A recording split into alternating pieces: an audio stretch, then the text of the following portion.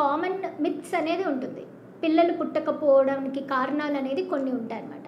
అవి మూఢనమ్మకాలలాగా ఆలోచిస్తూ ఉంటారు.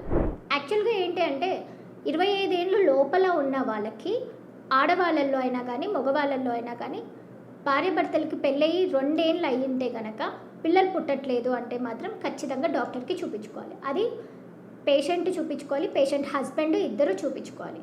సో వాళ్ళల్లో ఇప్పుడు ఆడవాళ్ళల్లో గర్భసంచి బాగుందా, ట్యూబ్స్ బాగున్నాయా, తర్వాత అండాశయాలలో బాగున్నాయి, అవన్నీ చూసుకోవాలి. డేట్స్ కరెక్ట్గా వస్తున్నాయా లేదా, రక్తం ఏమైనా తక్కువ ఉందా, ఇలాంటి ప్రాబ్లమ్స్ ఏమైనా ఉంటే చూసుకోవాలి.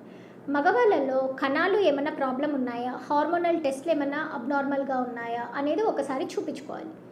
సో మామూలుగా ఏంటి అని అంటే ఆడవాళ్ళల్లోనే లోపం ఉంటేనే పిల్లలు పుట్టరు, మగవాళ్ళకి ఏమీ లేదు, 50 ఏళ్ళు 55 ఏళ్ళు అయిన తర్వాత కూడా పిల్లలు పుట్టే అవకాశం ఉంది మగవాళ్ళల్లో అన్న అపోహలో చాలామంది ఉంటారండి.